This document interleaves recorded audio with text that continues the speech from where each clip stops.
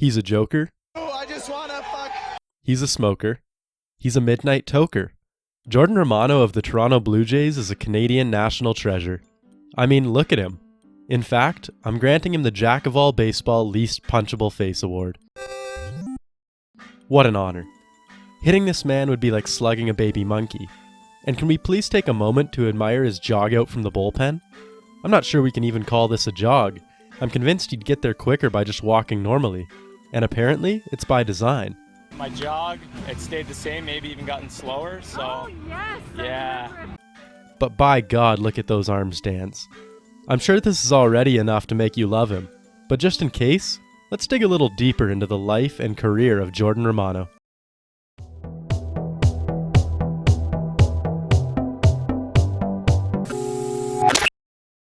Romano grew up in Markham, Ontario.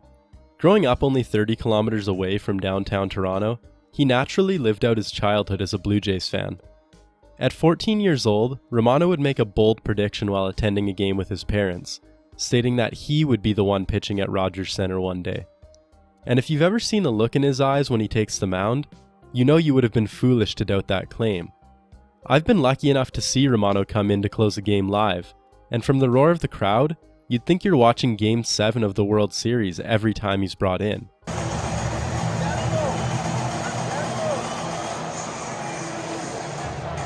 It's like watching a WWE star entrance. There's certainly a cinematic aspect to it, the hometown kid pitching as the star closer for his beloved childhood team. Romano was a multi-sport athlete in high school, playing for the baseball, basketball, soccer, and volleyball teams. But despite his athletic prowess in high school, he went undrafted and set his sights on college ball. He would go on to pitch for Connors State College in Oklahoma, only seeing 9 1/3 innings in his first season, and posting an 8.68 ERA. It was a small sample size in his first year though, and he would improve in the following year, making 10 starts for the team and putting up some eye-catching strikeout numbers. It was after this season that Romano found his calling as a closer. Transferring to Oral Roberts University, he built on his improvements from the year prior and put up numbers that would surely catch the eye of a few major league teams. And sure enough, he was drafted by his hometown Blue Jays in the 10th round of the 2014 draft, assigned a rookie ball in the Gulf Coast League after receiving a $25,000 signing bonus. Promoted almost immediately to the Appalachian League, it looked like Romano was only getting better, continuing his dominance from university. The steady upward trajectory was brought to a halt in 2015 though. While at spring training, Romano tore his UCL and spent the entirety of the 2015 season and part of 2016 recovering from Tommy John surgery.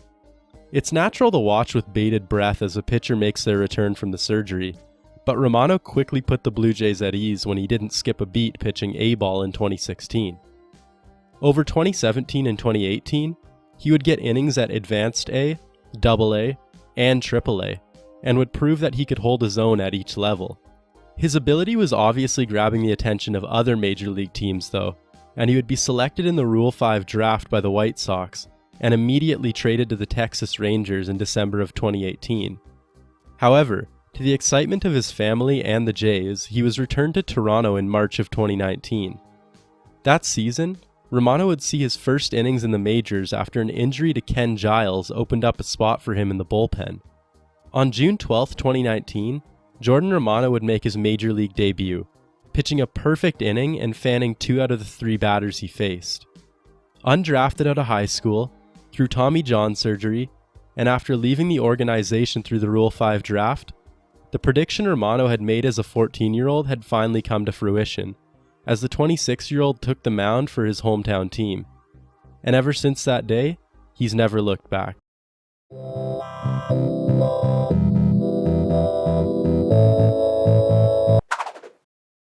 So, who is Jordan Romano now? After making his major league debut in 2019, he would only see 30 innings for the club over the 2019 and 2020 seasons. Granted, 2020 was a shortened season. But in 2021 and 2022, Jordan Romano has been the full-time closer for the Jays, pitching 127 innings over the past 2 seasons. The bigger sample size from these 2 seasons gives a clearer picture of who Jordan Romano is as a pitcher. Baseball Savant classifies him as a fly ball pitcher, which is technically true, but don't get the wrong idea. He only has a fly ball rate slightly higher than the league average. Here's his batted ball stats. Keep in mind these are plus stats, meaning 100 is league average. Every point above 100 is 1% more than the average, and every point below 100 is 1% less than the average. Now, you might be thinking, yeah, that's great, but that's only for balls that are put into play. Lots of times, teams want relievers, particularly closers, with really good swing and miss stuff. Romano possesses great strikeout ability, boasting a 28.3% strikeout rate in 2022. But he's by no means elite by the metric. He ranks 48th out of the 152 qualified relief pitchers this past season. Nothing like Edwin Diaz, who snaps his finger and instantly strikes out half of the batters he faces. So you might wonder, how has Romano maintained such a great ERA over the past couple seasons? There are a million different things that can contribute to a pitcher's success, but let's look at a few reasons why I think Romano has been so successful these past couple years. Some pitchers get by with a ridiculous amount of different pitches, keeping the batter guessing every time they throw the ball. Guys like Yu Darvish and Shohei Ohtani come to mind. This isn't the case for Jordan Romano though. He gets by with only 2 pitches, a 4-seam fastball and a slider. And if you look close enough at how he's used those pitches in the past few years, you can pretty much hear his internal dialogue. I'll throw both pitches, but I'll throw the heater more often. Wait, no, it's the other way around. Wait, no, I had it right the first time. Oh, screw it, I'll just throw them both the same amount. So, there must be a lot more to his success than his pitch mix. Well, Romano tied for first place among relief pitchers in 2022 for average extension at 7.3 feet. It's not too surprising. Being listed at 6'5" certainly helps his case here. But why is this so important? It's because the more extension a pitcher has, the higher the effective speed of their pitches. This means that for a pitcher with a crazy long extension, a 97 mile per hour 4-seamer would look closer to 99 miles per hour to the batter. Without actually looking these numbers up, you would never know this because 97 is what's shown to everyone on TV. So how does this apply to Romano? Well, in terms of his 4-seamer, the TV broadcast would show you that on average in 2022, it was coming in at 96.9 miles per hour. Not too shabby. However, because of Romano's ridiculous extension, his 4-seamer looks more like 98.6 miles per hour on average to the batter. And keep in mind, that's just the average speed. He'll regularly throw pitches harder than this, meaning that batters are seeing what looks like 100 miles per hour from Romano on a regular basis. Using effective velocity for his 4-seamer, it ranks as the 10th hardest among relievers in 2022. A far cry from 33rd place when not accounting for his extension. His slider also sees a velocity increase, going from 87.3 to 88.8 miles per hour. For relief pitchers who threw at least 50 sliders in 2022, this takes Romano from 43rd place to 14th in pitch velocity. These changes are huge and no doubt play a major role in Romano's success, especially for a guy who already throws hard without taking his extension into account. Throwing hard isn't the only thing that makes him successful though. He has pretty good location for how hard he throws.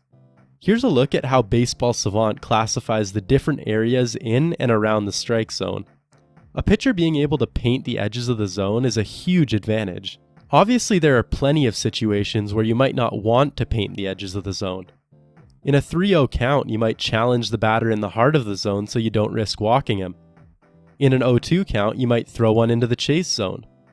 However, on average, the percentage of pitches that a pitcher can throw into the shadow of the plate can be a pretty good indication of their ability to locate these pitches. And for Jordan Romano, his shadow percent was great in 2022 considering how hard he throws, coming up with 44.1%. That tied him for 68th place out of the 275 pitchers who saw at least 250 plate appearances this past season. Check out the location maps for his 4-seamer and slider, perfectly contrasting to opposite corners of the zone. This combination is disgusting. Look at what it did to poor Dylan Bundy after I showed him this information. The final piece that I believe makes Romano so successful is the movement, or lack thereof, on his four-seam fastball.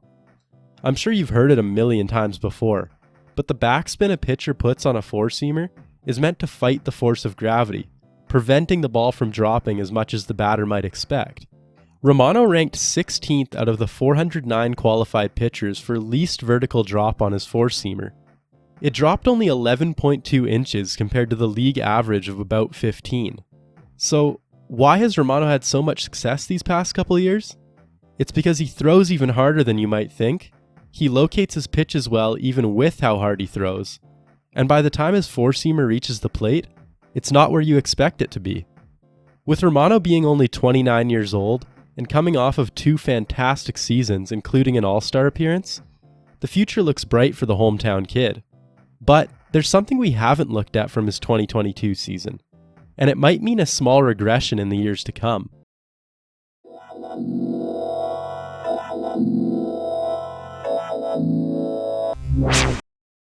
With the ban of the shift quickly approaching in the 2023 season, you might be thinking that my cautious optimism with Romano has something to do with that. But, although it'll be interesting to see how the new rule affects different pitchers, my concern with Romano has to do with the fly ball as opposed to the ground ball. A pitcher's home run to fly ball rate shows exactly what it says. How many home runs they gave up, divided by how many fly balls they gave up, and expressed as a percentage.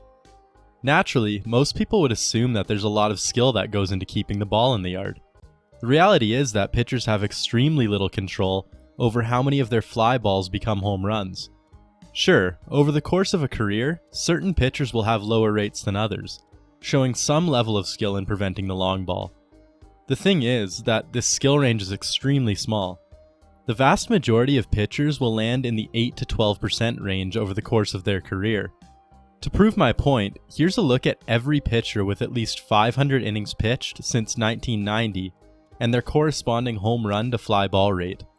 If a given pitcher had a rookie season where their rate was 1%, you can pretty much guarantee that they'll see a jump in the following years. Of course, since the stat isn't park adjusted, pitching in hitter or pitcher-friendly parks for an entire career can also skew it by a few percent. So, how does this factor in with Jordan Romano? Well, in 2022, Romano had a 6.5% home run to fly ball rate, which ranked him 30th out of 152 qualified relievers. He also has a career rate of 12.4%, meaning the likelihood of him being an outlier is pretty low here. So how about the ballpark he's pitching in? Would the Rogers Center help keep his rate low? Not likely. The Rogers Center had a park factor of 117 for home runs in 2022. That ranks 8th in the league. Just for reference, Coors Field ranked number 1 with a park factor of 143. The other thing you might consider is the amount of fly balls a pitcher is giving up. If they're giving up barely any fly balls in the first place, you might not care about their home run to fly ball rate as much. This also isn't the case for Romano though. From his batted ball stats shown earlier, we saw that he gives up slightly more than the league average for fly balls. So, where do I see Romano in the next couple of years? It's not a foregone conclusion, because there's always the chance that he changes something to give him better swing and miss stuff or less fly balls. But, as it stands right now, I wouldn't be surprised to see his ERA closer to just under 3, rather than just above 2 where it is right now. Still a valuable asset for the Blue Jays, but maybe not quite as dominant as these past couple seasons. As a Blue Jays fan, watching Jordan Romano pitch as the closer for the team he grew up cheering for is a huge pleasure. I hope he has many more successful years in Toronto and plenty of opportunities to pitch in front of the Rogers Center crowd in the playoffs. Thanks for watching, and if you enjoyed the video, remember to like, comment, and subscribe. I'm Jack of All Baseball, and I'll see you next time.